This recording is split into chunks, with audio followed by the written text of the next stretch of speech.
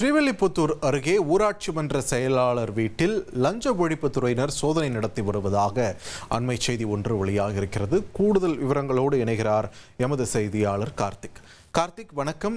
எந்த புகாரின் அடிப்படையில் இந்த சோதனையானது நடைபெற்று வருகிறது? சுமார் எவ்வளவு நேரமா நடந்துட்டு இருக்கு? தற்போதைய கள விவரம் என்ன?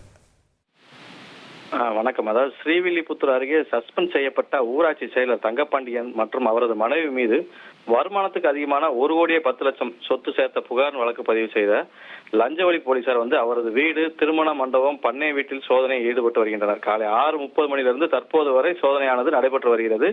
ஸ்ரீவில்லிபுத்தூர் அருகே வன்னியம்பட்டி பகுதியைச் சேர்ந்தவர் தங்கப்பாண்டியன். இவர் ஊரக வளர்ச்சித்துறை ஊராட்சி செயலராக பணிபுரிந்து வந்தார். 2019-2023 காலகட்டத்தில் ஸ்ரீவில்லிபுத்தூர் ஊராட்சி ஒன்றியத்துக்கு உட்பட்ட பிள்ளையார்குளம் ஊராட்சி செயலாளராக பதவி வைத்தவர்.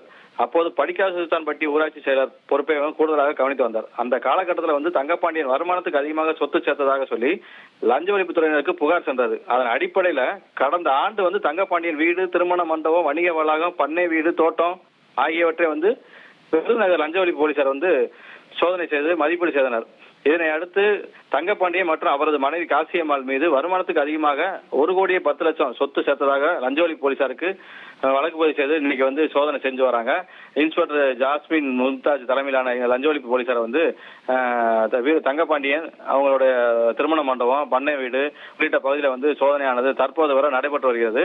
இவர் ஏற்கனவே மற்றொரு வழக்கு, அதாவது நேற்று வன்னியம்பட்டி ஊர்ல சமுதாய தலைவர் தேர்ந்தெடுக்கிற இரு தரப்பினே பிரச்சனை ஏற்பட்டதுல ஸ்ரீவில்லிபுத்தூர் அருகே வன்னியம்பட்டி காவல்துறையினர் தங்கப்பாண்டியன் உட்பட ஒரு 4 பேரை கைது செய்து வழக்கு பதிவு செய்து விசாரணை நடத்தி வராங்க. தொடர்ந்து லஞ்ச ஒழிப்புத்துறையினர் தங்கப்பாண்டியன் வீட்லயும் மண்டபத்திலையும் அந்த பண்ணை வீட்லயும் சோதனையானது நடைபெற்று வருகிறது.